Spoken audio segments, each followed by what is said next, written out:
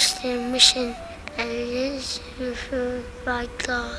And I'm seek to develop and equip Native Americans for Christian leadership and ministry service. Its history is one filled with purpose, vision, sacrifice, and a sincere desire to provide a superior education based on biblical principles, academic excellence, and spiritual values. As a ministry of the American Indian Christian Mission, the American Indian Christian School opened its doors in 1985, serving the children of the Navajo and Apache tribes.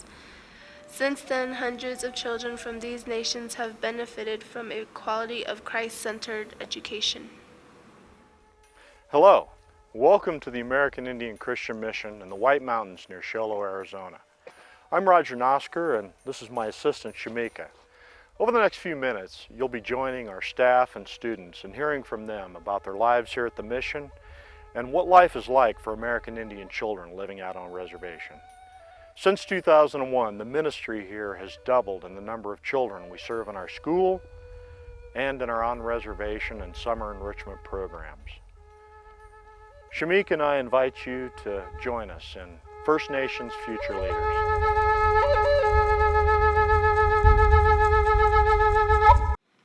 If I was not here at ACM, I probably wouldn't have accepted Christ. I probably would have ended up with a child, but a dropout. I don't know. It wouldn't be too good.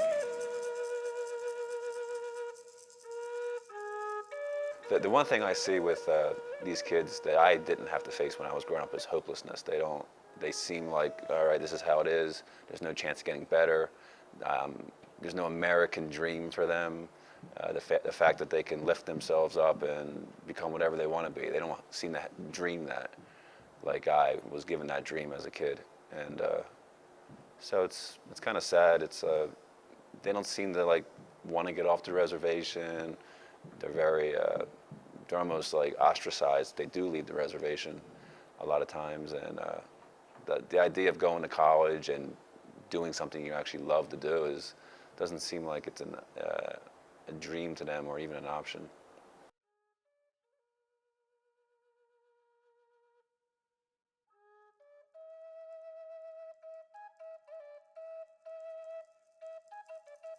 AICM is the answer in every last one of my children's lives. At home, there is definitely no room for them. There is a spiritual climate that fluctuates. Here, we're the same, and we're getting better and better. So far, what I've seen since being at the school is the children have been able to see so many changes, so many people come in and out. They're able to see missionaries who are coming here, not because they're coming for a paycheck, but for the love of God. I'm sure because of AICM that when Judgment Day comes, these boys will be able to say to God that they know for a fact that there were people that came, they've seen God's love, not only through their peers, through their teachers, but through the vision and everything that's coming in their past. They're able to deal with it. We're equipping them spiritually and through community service. In all the ways, when I look at other kids, when they interact, I could just see a difference between other schools in our community and American Indian Christian Mission.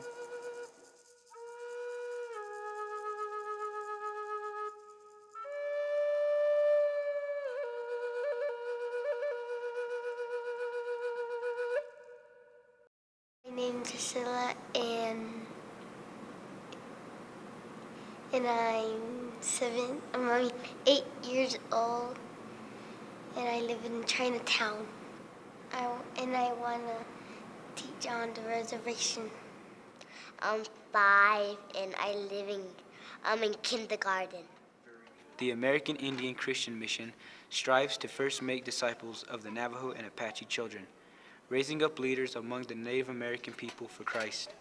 The school supports this effort by providing a safe environment where children are protected from their issues they often face in their communities. AICM consists of an elementary school, middle school, and high school that are fully accredited by the ACSI. Unlike public schools, whose building sits empty for 3 months every summer, Our facilities are utilized for 12 months out of the year. During the summer months when our students are living with their families on the reservations, AICM hosts literally hundreds of Apaches and Navajo kids for summer enrichment camps, church camps for the kids from the reservations. With the help of volunteers from churches across America, we are able to expose these children to the gospel of Jesus through teaching, songs, and interaction with our staff and volunteers. It is our hope that we can continue to expand both the school year and the summer program so that we can reach more and more of these children for Jesus. My favorite subject in school is probably history. It's fun, it's easy. My plans after high school is to go to college, then go to nursing school. So I'm going to become a pediatric nurse because I like helping people and it looks like it's fun. I want to go back and help my people. Listen to Jesus, listen to cartoon, be nice, so I can learn to Jesus. Jesus loves me, this I know, for the Bible tells me so. Little ones are him. You and the friends I've had back then, drinking can start mostly from 12 on up. I've had friends who started really early, and it has messed up their life and their grades from my point of view. I was somewhat like that back then, hanging with friends like that, bad influences. I tried to be there to encourage them, but usually I'd follow, and it hurt me a little bit to see that going on. Some of my friends have kids already that were still in high school, and that just, it just encouraged me not to to stick with school. In a world where teen suicide rates are more than 3 times the national average and where roughly 70% of all babies are born to unwed mothers, the American Indian Christian School provides a haven of peace for its Native American students. Children spend the school year boarding at the mission and go home every weekend to spend time with their families. One of the reasons the school has continued to grow and expand over the last 5 years is because of a ministry called the Apache Christian Connection. It's a big blue bus that goes out on the reservation 4 days a week and ministers to children at their point of need direct in their communities.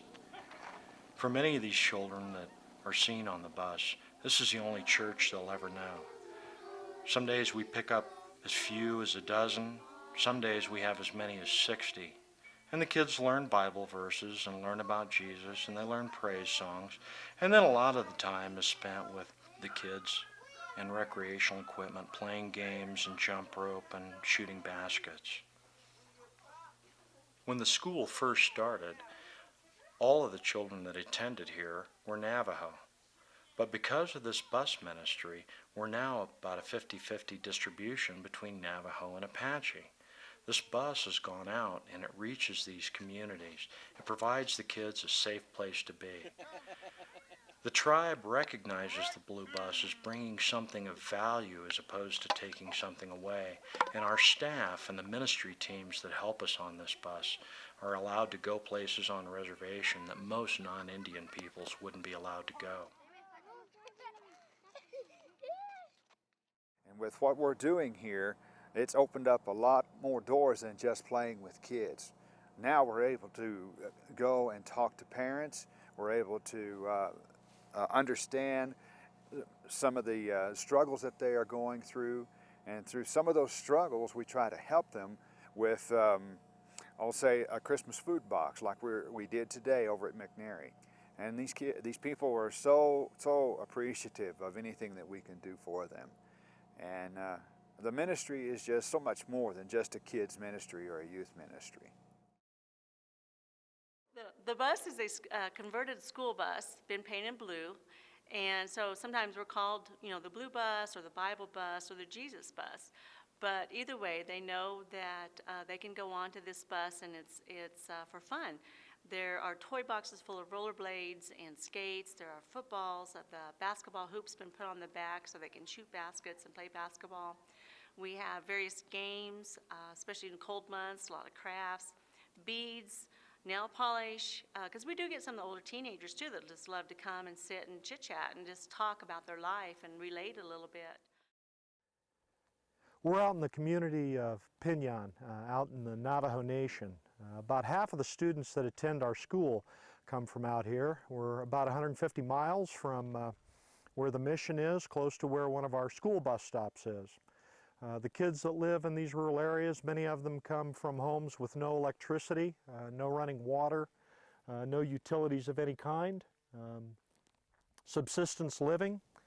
Most of the students, when they come to our school, they've had the opportunity to attend schools out here on reservation, but generally when we test them, they're 2 or more grade levels behind where they should be academically for their age. It's one of the reasons the parents bring them to our schools. They want their children to get a good education.